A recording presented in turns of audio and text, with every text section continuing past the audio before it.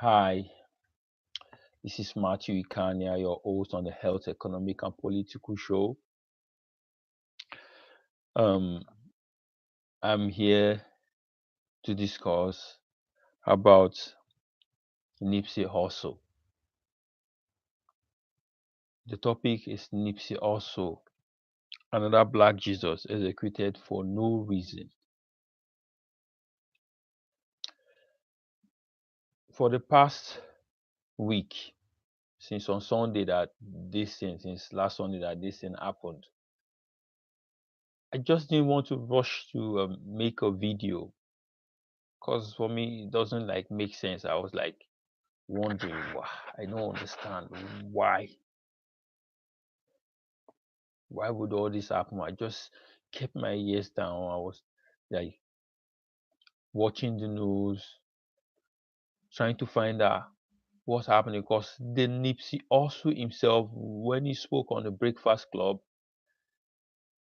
he's not look he doesn't look like a violent person. He doesn't talk that way. He talks, he's eloquent. He's a man that knows what he's after in life.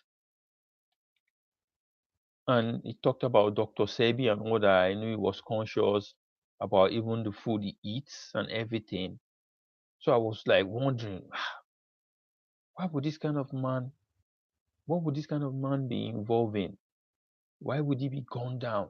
Like, so that's why I didn't make any video.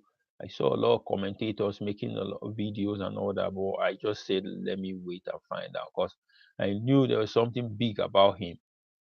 But um, he's a quiet person that does things underground. But I knew there was something big about him, so I took my time to wait and make sure that everything unravels properly. Then I'll be able to deliberate on the man, on the great icon Nipsey also, on the legend Nipsey also. Please, if you are um, seeing this video for the first time or you stumble across this video, please endeavor to subscribe, hit like, hit the notification bell. It notifies you anytime I put up a video. Share this video, dislike, do something to the video. It encourages me to make more videos. Comment, share your thoughts so that we understand. We deliberate on issues. I think that's a way to communicate. It helps us to release that energy, release any kind of energy that is inside, and we deliberate and we'll find solution to things. Yeah, let's go back to the video. I called Nipsey also Jesus because of what he was doing in his community. I called Nipsey also Jesus because he puts his money where his mouth is. I called Nipsey also Jesus because he is a black Jesus. He died at the age of 33, at the same age that the Bible records that Jesus died. I have to use a general term, Jesus, because that's what a lot of people understand. But I know his name was Yahushua. A little thing that I've found out more about Nipsey also. I knew he was an important figure when he was talking on the Breakfast Club. I found out things about him, but I now found out more when he died. He was practicing group economics. This is what a lot of black people don't know about group economics. Investing, take it when you get your money, you take that money, you invest in black business. You buy from black people that are selling different products that you don't have or that you don't sell, that you cannot produce, patronizing black businesses. He was practicing good group economics. He was making his money bounce in the community as many times as possible. by investing in black business. He never took his money to white corporations. He never took his money to white businesses. He was investing in the hood that made him. He invested in the community that built him, that made him, that gave him his platform, that gave him his basis, that made his hustling possible. Then he bought properties in that community. He bought properties in the area he grew up. He even said that where he used to hustle, he bought a block there. That's the man, that's the kind of important personality that was lost. He helped the needy. There was somebody that was talking on one program that I was watching that he used to come to the mosques and share shoes to children who had no shoes. He was inspiring children to be givers, to invest in their own community. He never stayed that way. He never had a superstar status that, oh, I'm big now. I want to stay away from the people that made me. No, he came down to their level and he stood with them. He was a general in the battlefront.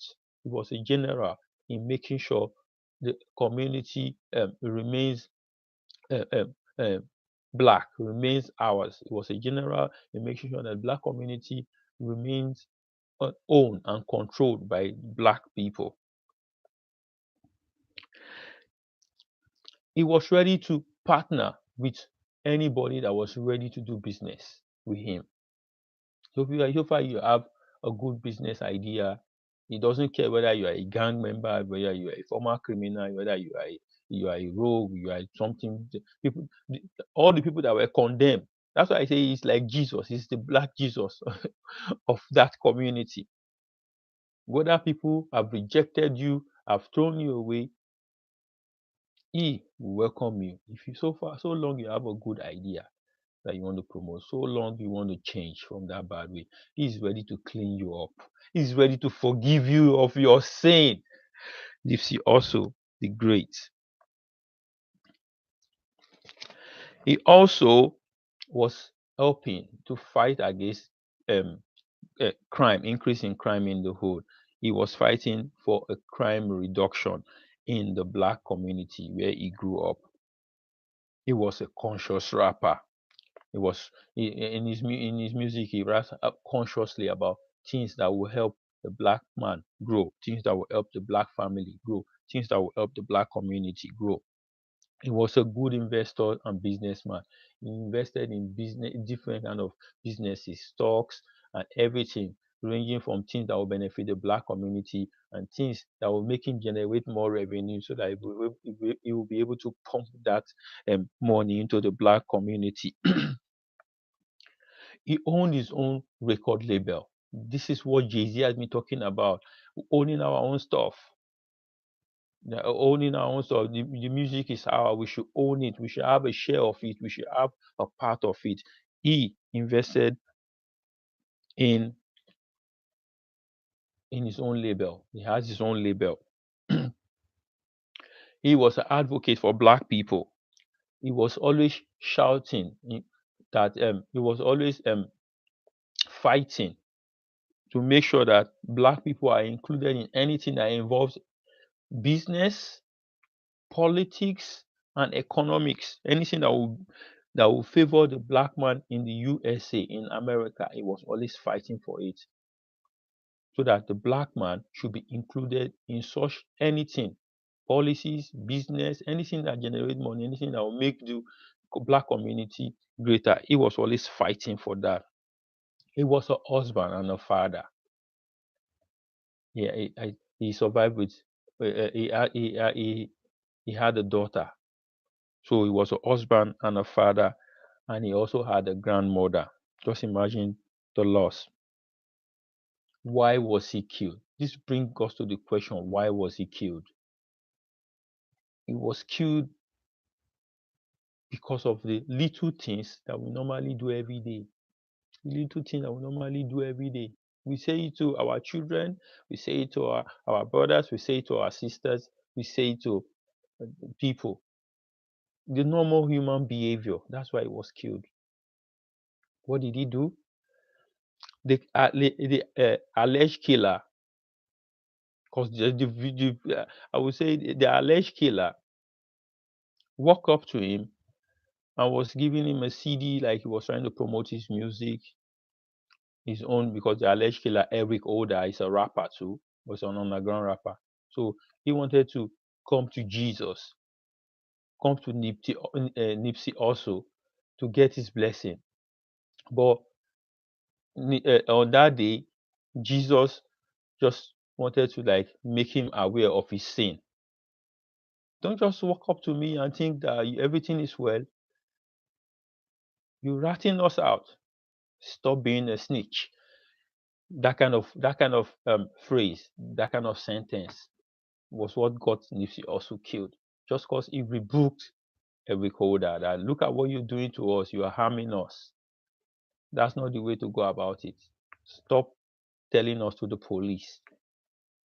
A recorder, a 29-year-old man having a crushed ego,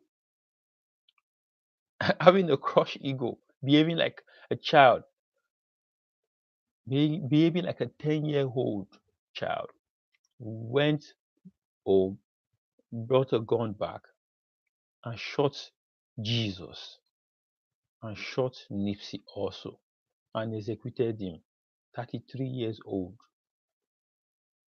just because the man was trying to call him that, oh, what you doing is not right. He shot him dead. Then I start to think like,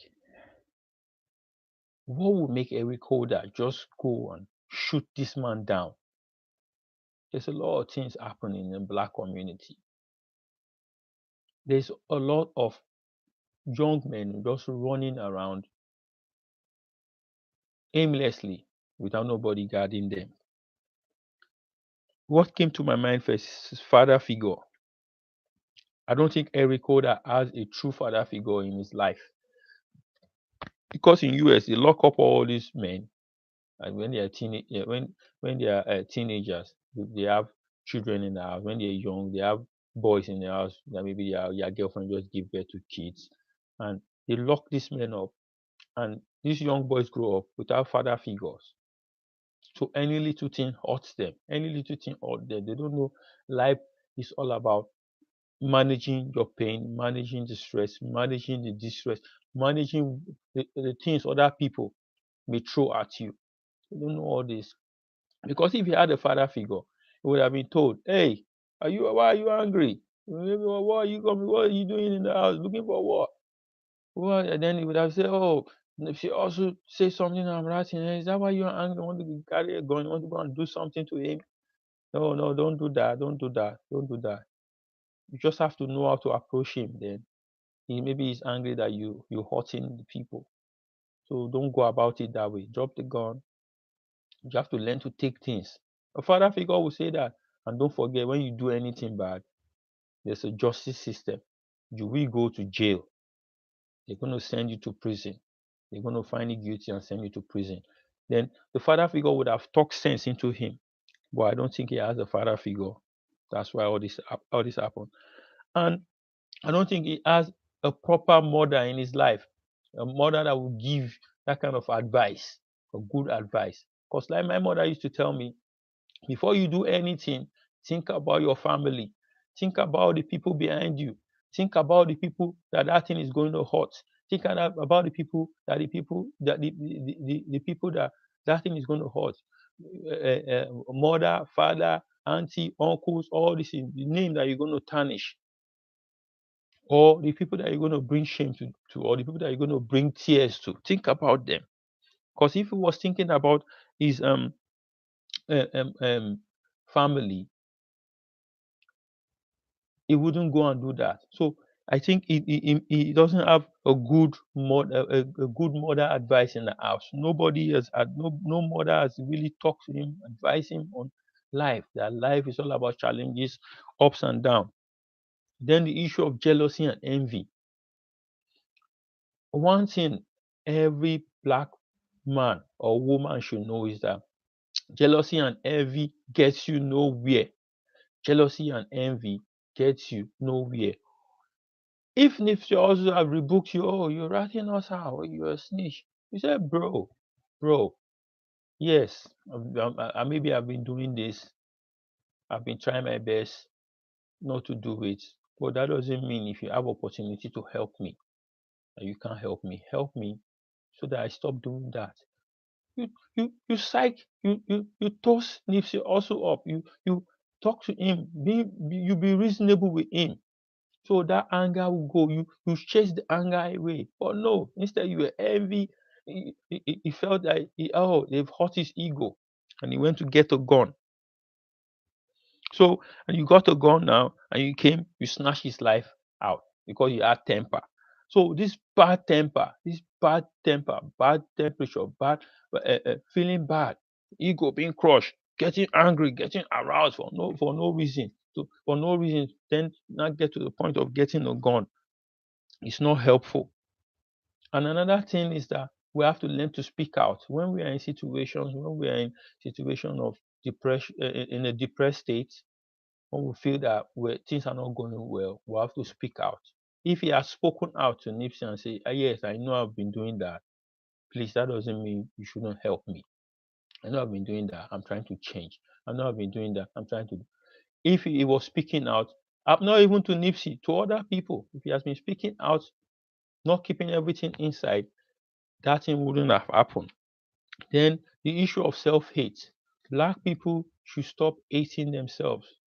It's very bad. It's a very bad thing that you will look at somebody that looks like you and you'll be angry and you want to end the person's life. Why the people that are causing your oppression, that put you in that situation, you will pass them, you will drive past them, you will walk past them, you will do everything, you pass them, you won't hail them. The people that are causing your oppression, that are causing your problem, you play with them, you do everything with them, nice with them, but you come and hate the person that cannot hurt you, that didn't put you in that situation, that didn't put you in that position, that didn't put you in that low place. You come and hurt that kind of person. That is self-hate. We have to learn to love ourselves. We have to learn to love people in our black community. We have to learn to love people that look like us. So a recorder forgot he has a family. He forgot his own family and he went to shoot Nipsey also. So people now started retaliating. The community now started retaliating. They got two of Eric Holder's family dead. Killed two members of his family. Killed two members of his family because of what he did. These members of the family didn't send him to go and kill anybody, but they paid with their lives for no reason. Now,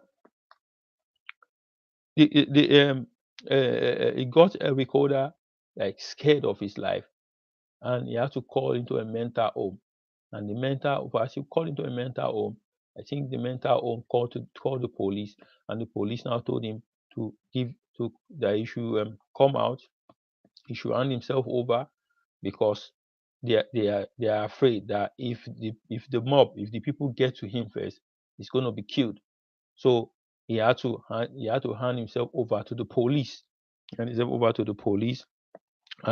they took him, the community and the DA took him to court. And you can see, if you see his demeanor in court, you know that he's a worried man. He fears for his life. He's worried. He's not like, comfortable at all. He fears for his life. He was in a witness protection, something. They protected him in court. He was in some kind of like cage in court. So, and now they are looking to make sure that nobody just go at him. So he's in fear of his life. So that's why I said, you've done all that thing and you think there's not going to be a repercussion. This is Jesus. You shot Jesus dead. They put a $7 million bail on him, and his misery has just started.